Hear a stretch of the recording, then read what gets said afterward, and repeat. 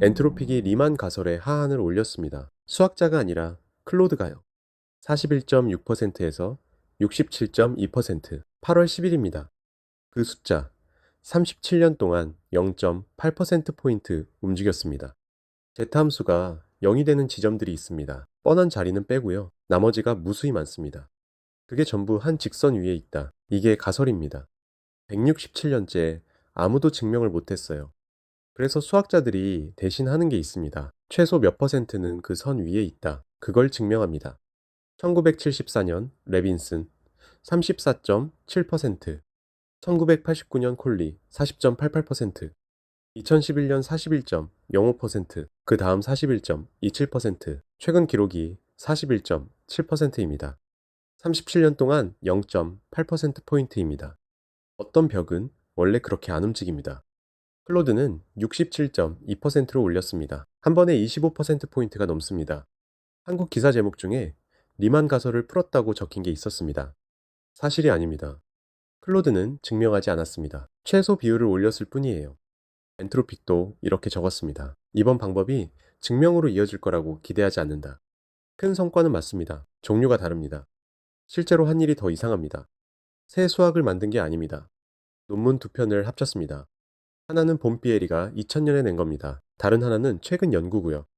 둘 다 공개돼 있었습니다. 누구나 읽을 수 있었어요. 봄비에리 논문은 26년째 그 자리였습니다. 아무도 둘을 같이 놓고 보지 않았습니다. 새로 만들어진 건 지식이 아니라 연결이었어요. 41%까지 올려온 길과 클로드가 쓴 길은 다릅니다.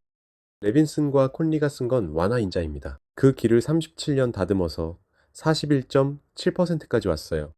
클로드가 탄 건 옆에 있던 다른 길이었습니다. 1952년에 시작해서 2000년에 다듬어진 길이요. 그 길을 낸 사람이 앙드레 바일입니다. 1952년이에요. 바일이 한 일은 이겁니다. 리만 가설을 부호 문제로 바꿔놨어요. 소수와 0점을 잇는 공식이 있습니다. 거기서 규칙 하나를 뽑아낼 수 있어요. 함수를 넣으면 숫자가 나오는 규칙입니다. 그 숫자가 절대 음수가 안 되면 리만 가설이 참입니다. 질문이 바뀝니다. 0점이 다 선 위에 있나? 에서 음수가 나오는 경우가 있나로요. 봄비에리가 2000년에 이걸 다듬었습니다.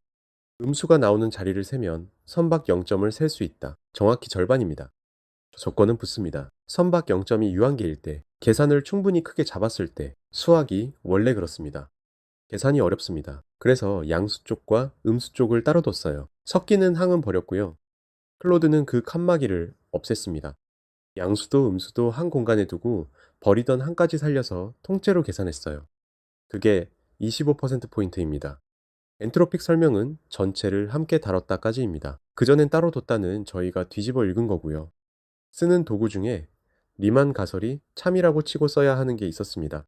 알고 싶은 게 리만 가설인데요. 참이라고 치고 계산하면 순환입니다. 최근 연구가 그걸 풀었어요. 가정없이 쓸 수 있게 만들었습니다. 뼈대는 2000년에 있었고 열쇠는 최근에 나왔습니다. 둘이 만나야 했는데 아무도 만나게 안 했어요. 논문 두 편을 안 합친 것, 양수와 음수를 따로 본 것, 같은 일입니다. 연결을 끊고 본 거예요. 클로드가 한 것도 두 번 다 같습니다. 같이 본 것. 시킨 사람은 엔트로픽 직원입니다. 수학자가 아니에요. 리만 가설을 풀어보라고 하고 실패할 때마다 계속 해보라고 밀었습니다. 그게 거의 전부였어요. 클로드 코드 세션 두 번, 서브 에이전트 60개, 출력 토큰 3100만 개. 첫 판에서 아이디어 650개가 전부 실패했습니다. 두 번째 판에서 쉘 명령 2400개, 파이썬 스크립트 수백 개, 수치 검사 수천 번. 클로드 자신도 처음엔 회의적이었습니다. 검증은 사람이 했습니다. 클로드 쪽에서 먼저 걸렀어요. 서브 에이전트들이 증명을 서로 검토했습니다. 발레를 찾았고요. 아카이브에서 논문 54편을 내려받아 대조했습니다. 처음부터 다시 증명도 해봤고요.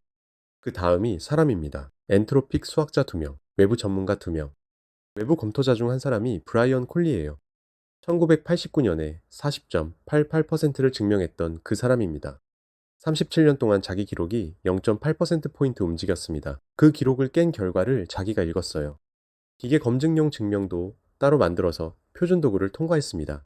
시킨 건 비전문가였고 확인한 건 전문가였습니다.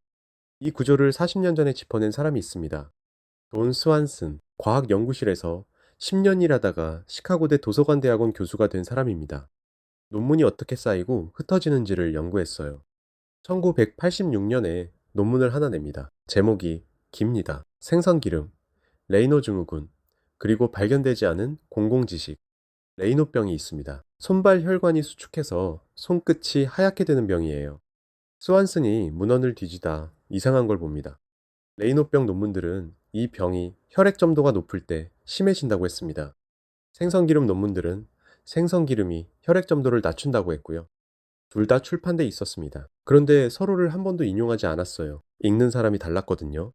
스완슨이 가설을 냅니다. 생선기름이 레이노병에 도움이 될 수 있다. 2년 뒤 임상시험에서 확인됐습니다. 스완슨은 이걸 발견되지 않은 공공지식이라고 불렀습니다. 공개돼 있고 누구나 읽을 수 있고 아직 아무도 모르는 지식이요. 구조는 단순합니다. A와 B가 연결된다. B와 C도 연결된다. A와 C를 이어본 사람이 없다. 이 논문 하나가 문헌 기반 발견이라는 분야를 만들었습니다. 스완스는 손으로 찾았습니다. 색인을 뒤지고 목록을 대조해서요. 클로드는 3,100만 토큰으로 했고요. 도구가 바뀌었지. 문제는 그대로입니다. 스완슨이 보여준 게 하나 있습니다. 인류가 쌓아둔 문헌은 인류가 아는 것보다 많이 압니다.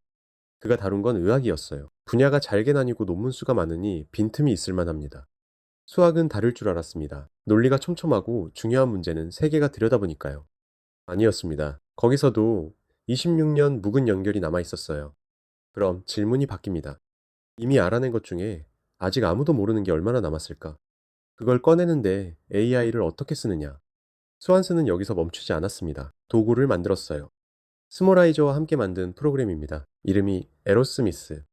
같은 방법으로 다른 것도 찾았습니다. 1988년에 마그네슘과 편두통을 이었어요. 이 방법에는 문제가 있었습니다. 후보가 너무 많이 나옵니다. A와 B가 이어져 있고 B와 C도 이어져 있는 쌍이요. 기계로 뽑으면 사람이 다 볼 수 없을 만큼 나옵니다. 거의 전부 쓸모없습니다. 어려운 건 찾는 게 아니었어요. 고르는 거였습니다. 고르려면 양쪽을 다 알아야 합니다. 사람이 해야 했고 그래서 안 늘어났습니다. 클로드도 다 마친 게 아닙니다. 첫 판에서 아이디어 650개가 전부 실패했습니다. 지금도 대부분 틀립니다. 달라진 건 하나예요. 틀리는 값이 싸졌습니다. 650번 틀리는데 든 게 세션 하나였어요.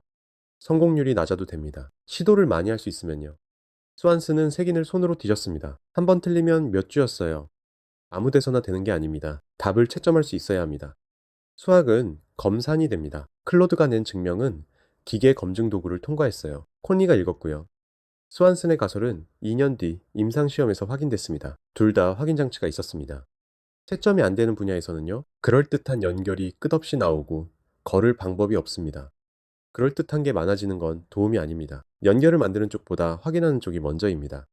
클로드에게 시킨 사람은 수학자가 아니었습니다. 스완스는 연구실에서 10년 일하다 도서관 대학원 교수가 됐고요. 둘 다 한 분야 안에만 있던 사람이 아닙니다. 이건 저희 읽기입니다.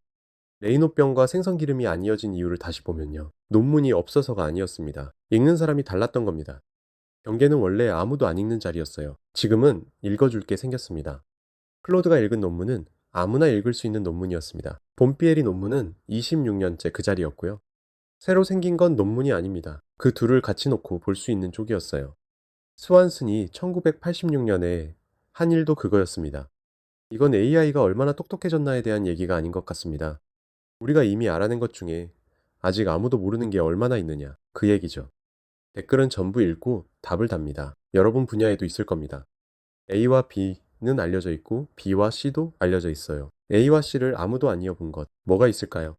오늘의 AI 사건 하나, 그게 바꿀 미래까지, 브리프나 AI였습니다.